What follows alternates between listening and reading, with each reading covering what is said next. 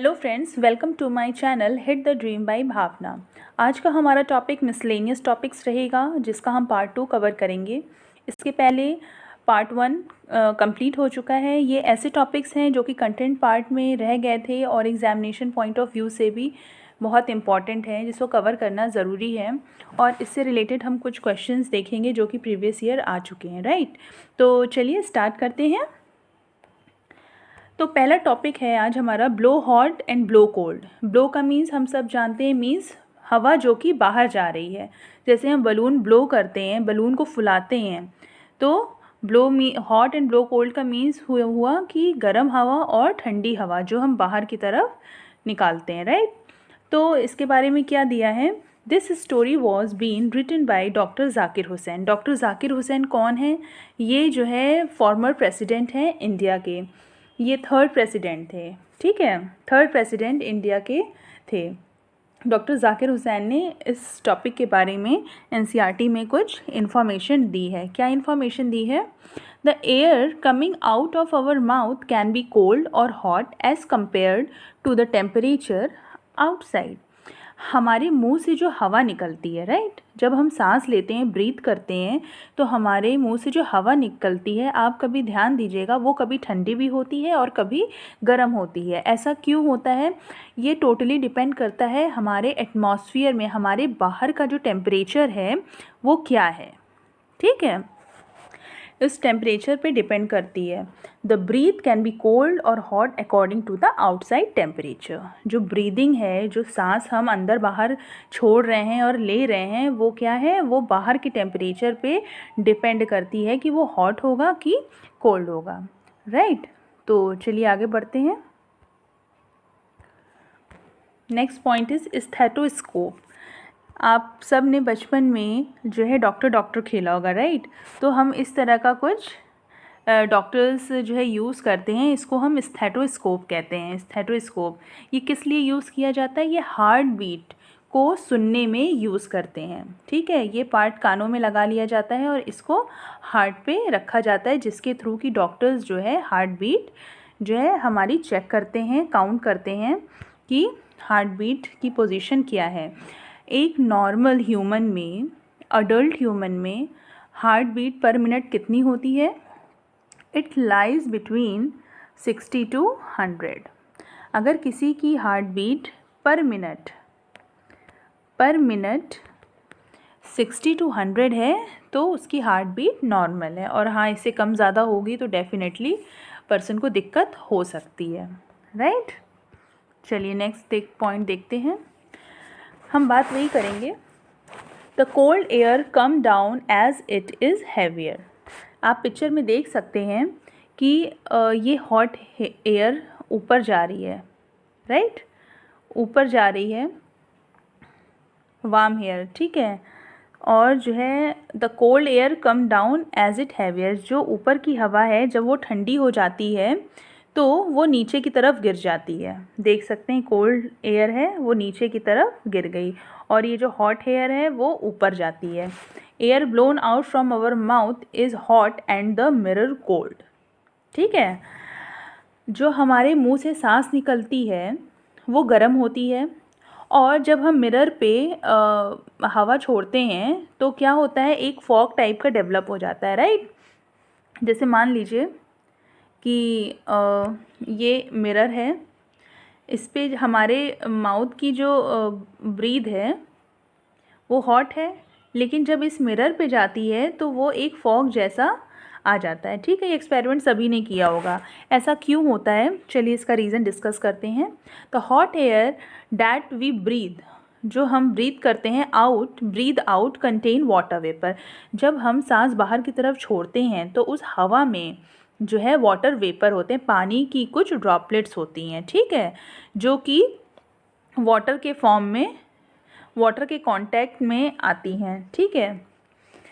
अब जब क्या था, water vapour which turn into the tiny droplets of water when it's come in the contact of the with the colder mirror, ठीक है। जब हम सांस बाहर छोड़ते हैं तो जो सांस में हमारे वाटर वेपर होती है और जब वो मिरर से टकराती हैं तो वो टाइनी वाटर ड्रॉपलेट्स में चेंज हो जाती हैं। तो इसीलिए हमें शीशा जो है गीला गीला ब्लर्ड सा दिखता है। It makes the glass moist and hazy, जैसा कि मैंने बताया मॉइस्ट और हेजी ग्लास लगने लगता है शीशा, मिरर, राइट। आई होप ये पॉइंट आपको क्लियर हो गया होगा। जो हॉट एयर है वो ऊपर जाती है और जो कोल्ड एयर होती है, हैवी होती है, वो नीचे आती है। ओके, नेक्स्ट पॉइंट देखते हैं।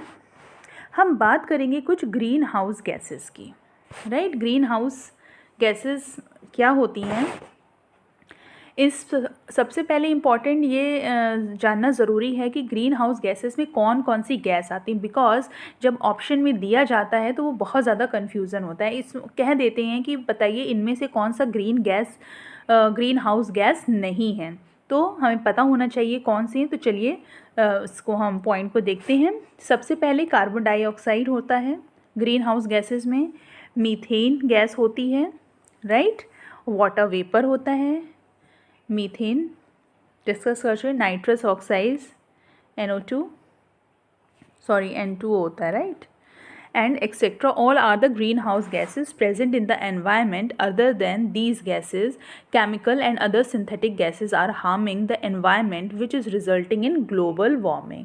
Global warming क्या है, means globe, हमारे अर्थ पे, हमारा अर्थ डे बाई डे गर्म होता जा रहा है। वो क्यों गर्म हो रहा है, इन ग्रीन हाउस गैसेस की वजह से, जिसमें कि carbon dioxide, methane, water vapour, nitrous oxide और इन सब के अलावा कुछ ऐसे केमिकल्स हैं, सिंथेटिक गैसेस हैं जो कि हमारे एनवायरनमेंट को, हमारे ग्लोब को जो है नुकसान पहुंचा रही हैं, जिससे कि डे बाय डे टेम्परेचर हमारे ग्लोब का इंक्रीज़ होता जा रहा है। ठीक है, तो हमें जो है चाहिए कि हम इन गैसेस को कम से कम एमिट करें, कम से कम रिलीज़ करें, जिससे कि ग्लोबल वार्मिंग जैसी जो है समस्या ख़त्म हो सके, राइट। नेक्स्ट पॉइंट है लाइक फादर लाइक डॉटर, जैसे पापा वैसी daughter.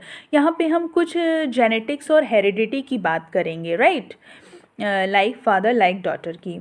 So we acquire certain traits at birth from our parents. ठीक है, बिल्कुल सही बात है, हम अपने पेरेंट्स से ही कुछ क्वालिटीज़, कुछ ट्रेट्स जो है हमारे अंदर आते हैं, राइट। भाई अब पेरेंट्स ने हमें बर्थ दिया है तो उन्हीं के तो फीचर्स, उन्हीं के तो कैरेक्टर्स हमारे अंदर आएंगे, ठीक है। एंड सर्टेन थिंग्स और skills we learn from the environment, बिल्कुल सही बात है, कुछ तो हमारे अंदर हमारे पेरेंट्स से आए, कुछ हमने बाहर से सीख लिया, ठीक है। पोलियो की यहाँ बात की गई है। Polio is caused by a virus, very very important कि पोलियो किस तरह का डिजीज़ है, ये वायरल डिजीज़ है, ठीक है। Doctor can be invited to spread information about this disease, ठीक है, ये डिजीज़ होगा, ओके, ये डिजीज़ है। तो पोलियो एक वायरल डिजीज़ है, इसके लिए डॉक्टर्स को इनवाइट किया जाता है जगह जगह पे कि इससे रिलेटेड बहुत सारी इन्फॉर्मेशन स्प्रेड करने के लिए, क्योंकि अभी भी बहुत लोगों के मन में डाउट होता है कि ये किस तरह का डिजीज़ है, ठीक है। तो इसलिए डॉक्टर्स को इस इन्फॉर्मेशन स्प्रेड करने के लिए इनवाइट किया जाता है। इट इज़ नॉट इनहेरिटेड, ये इनहेरिटेड नहीं है, ये जनरेशन टू जनरेशन ट्रांसफ़र नहीं होता है, ये हमारे ब्लड में नहीं है।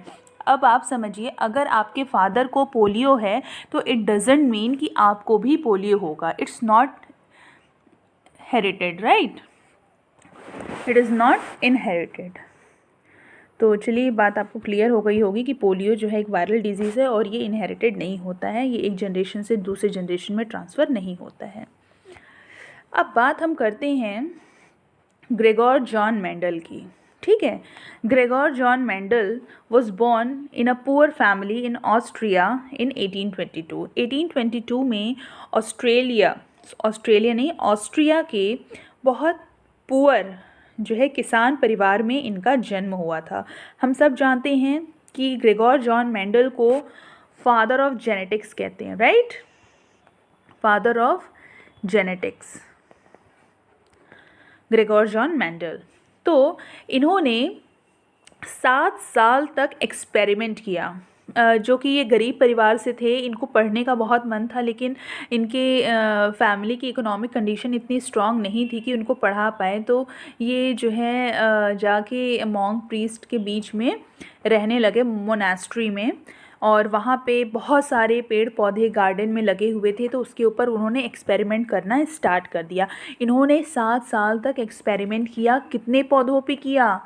इन्होंने 28,000 प्लांट्स, उनके मोनास्ट्री में 28,000 प्लांट्स पे इन्होंने एक्सपेरिमेंट किया। ठीक है। प्लांट हैव सम ट्रेट, उन्होंने क्या बताया? प्लांट्स के पास कुछ ऐसे कैरेक्टर होते हैं, कुछ ऐसे ट्रेट्स होते हैं which come in pairs, like the seed is either rough और स्मॉल। आप देख सकते हैं इन्होंने, हाँ, द इम्पॉर्टेंट पॉइंट इज़ कि इन्होंने एक्सपेरिमेंट किस पे किया? स्वीट पी प्लांट पे, स्वीट पी प्लांट। ओके। तो इन्होंने क्या कहा कि प्लांट्स में जो कुछ ट्रेट्स होते हैं वो पेयर में पाए जाते हैं। उन्होंने पी प्लांट के कुछ स्पेशल कैरेक्टर्स को जो है स्टडी की। किस पे? सीड। जैसे उन्होंने सीड पे स्टडी की, तो सीड कैसा होगा? ग्रे होगा, राउंड होगा, या फिर जो है वाइट और रिंकल्ड होगा। येलो कलर के सीड और ग्रीन कलर के सीड लिए। फ्लावर में वाइट फ्लावर और वायलेट फ्लावर की बात की। ठीक है। इन दोनों के बीच में इन्होंने क्रॉस कराया और देखा कि नेक्स्ट जनरेशन में क्या इफ़ेक्ट हो रहा है, किस तरह के प्लांट फ्लावर डेवलप हो रहे हैं। ठीक है। इसी तरह उन्होंने पॉड लिया, ग्रीन कलर, येलो कलर, और कंस्ट्रिक्टेड और green, full and constricted, yellow and green. इसी तरह उन्होंने स्टेम की बात की, जो है पोजीशन ऑफ फ्लावर की बात की। इन सब कैरेक्टर्स को इन्होंने स्टडी किया और आगे देखा कि नेक्स्ट जनरेशन में अगर हम इसको क्रॉस करते हैं तो नेक्स्ट जनरेशन की जो ऑफ स्प्रिंग्स हैं वो कैसी होंगी, right. So, what did Mendel find in those plants? He found that the pea plant has some trait which come in pair. ठीक है, पेयर में आते हैं। Like the seed is either rough और स्मूथ। सीड जो हैं या तो वो रफ होंगे या तो स्मूथ होंगे। इट इज़ ईदर येलो और ग्रीन, या तो ग्रीन होंगे, येलो होंगे। हाइट या तो शॉर्ट होगी या तो टॉल होगी, ऑब्वियस सी बात है। नथिंग इज़ बिटवीन, इन दोनों के बीच का कुछ नहीं है, या तो एकदम प्लस होगा या तो माइनस होगा। द नेक्स्ट जनरेशन जब क्रॉस कराया तो नेक्स्ट जनरेशन में जो ऑफ स्प्रिंग्स हैं of a plant which has either rough और स्मॉल, या तो वो रफ होंगे, स्मॉल होंगे उनके सीड्स। ठीक है। There is no seed which is mixed a bit smooth और a rough.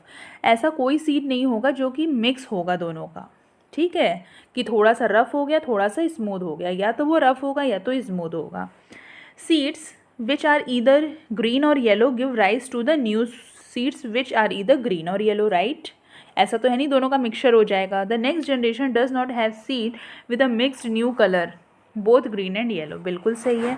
Mendel show that in the next generation of pea plant there will be more plants having yellow seeds. उन्होंने देखा कि next generation में yellow colour के seeds ज़्यादा हुए, means yellow colour के seed dominate हो गए, लॉ ऑफ डोमिनेंस आ गया यहाँ पे, राइट।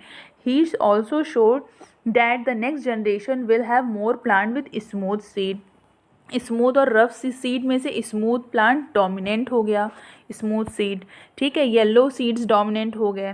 तो ये जो डिस्कवरी थी बहुत ही अमेजिंग थी। लोगों को पहले समझ में नहीं आता था, वो अपने सारे एक्सपेरिमेंट को मैथमेटिकल फॉर्म में करते थे, रेशियो फॉर्म में करते थे, प्रोपोर्शन फॉर्म में मल्टीप्लिकेशन करते थे।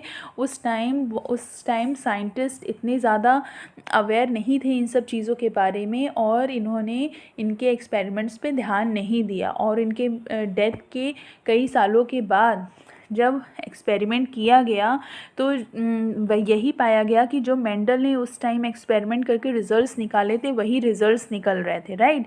तब उन्होंने डिसाइड किया कि इनको फादर ऑफ जेनेटिक्स कहा जाए, राइट। कि ये जो उनको ये नहीं पता था कि फर्स्ट जनरेशन से सेकंड जनरेशन में क्या चीज़ जा रही है।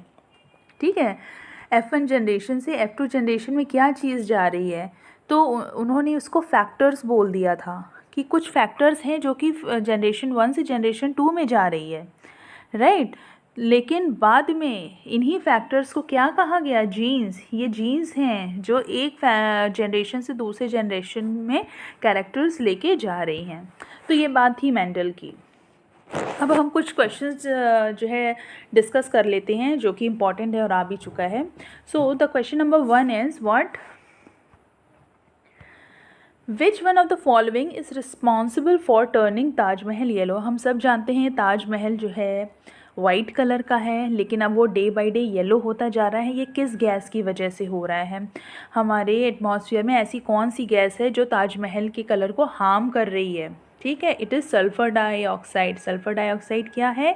ये ग्रीन हाउस गैसेज हैं जो कि ग्लोबल वार्मिंग के लिए रिस्पॉन्सिबल है, राइट। नेक्स्ट क्वेश्चन देखते हैं। Which of the following is our green gases? Gas और gases, right? कौन से हैं?